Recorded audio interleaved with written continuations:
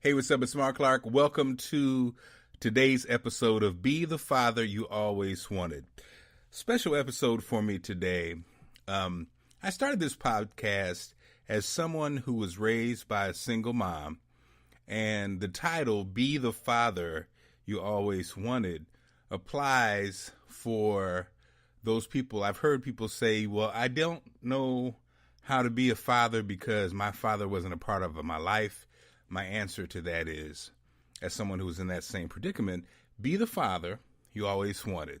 Meaning, when you become a father, give your kids what you missed. Now, some will say maybe you don't know what you missed. But first, if you lead by love, that's going to help answer a lot of the questions. And then be the father you always wanted.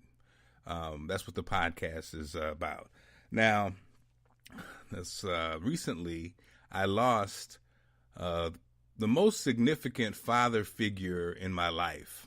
I was blessed to meet my father-in-law almost 20 years ago. And as someone who, again, was not raised with a father in the household, I was blessed to have male neighbors and uncles and different men that I probably leaned on for father-like advice, or even just for images of what a father should look like. And then when I met my wife, I was plugged into a family, and I had the blessing of becoming the son-in-law to Reverend LaFayette Seymour.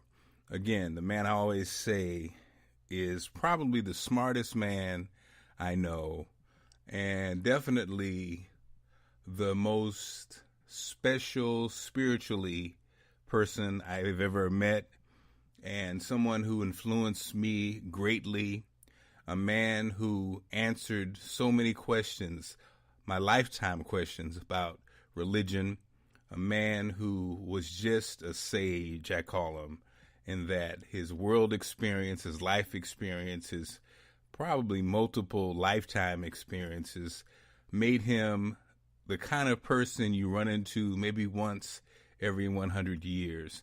People who know him always remember him. People who are blessed enough to attend his services never forget. And most who come in contact, their lives were changed for the good. So today, I just wanted to dedicate this to Reverend LaFayette Seymour, not only my father-in-law, but my friend.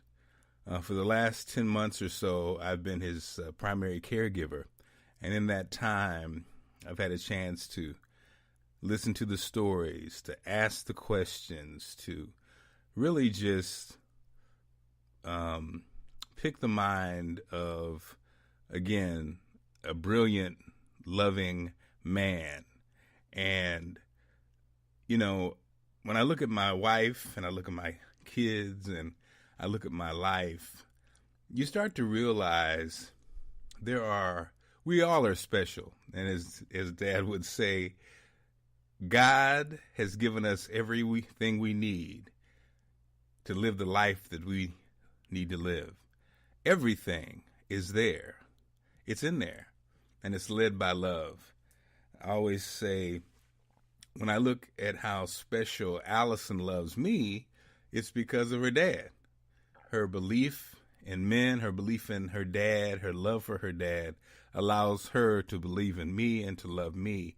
And I think this is such a huge cornerstone, a building block, if you will, for these relationships that we have in our lives.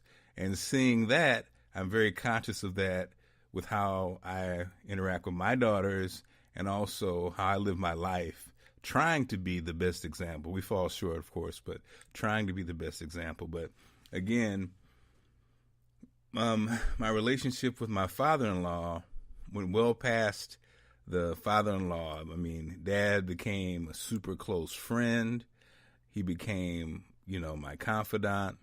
And really, just as we actually prepare for his service, his celebration of life, it really just makes me just so filled with love and thankfulness and appreciation that I had a chance to share the space with this man. It's interesting. The emotions start to come because I really do love him, and I appreciate him. And my kids are funny. We were talking about Dad, and somebody said, "Was Dad an alien?" And when I think about it, I think so. Dad always said we were,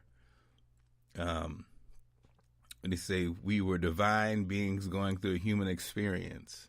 And the divine part with Dad was so obvious that the physical shell, especially with what he had to deal with Parkinson's and limited mobility and double vision because of an accident years ago, the physical manifestation, the outer shell, was jacked up a bit.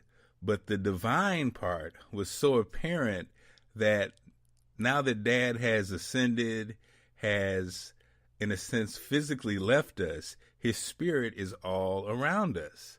And that's the lesson that he always shared. And it really is the case. As we miss his physical body here in the house, we feel him all around us. And I'm sure I will feel him for the rest of my life. And his example, he is his example. And I think it just gives me not only hope and support and security about what awaits when we leave this physical world, it just really confirms teachings that he's left us with his whole life. And I just wanted to say thank you, Dad. And as you would say, thank you, Father. I am so thankful. I am so thankful. I am so thankful for Reverend LaFayette Seymour, my father-in-law, my friend.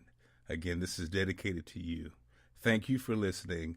Thank you for listening to my podcast and supporting what I do. You have a blessed day.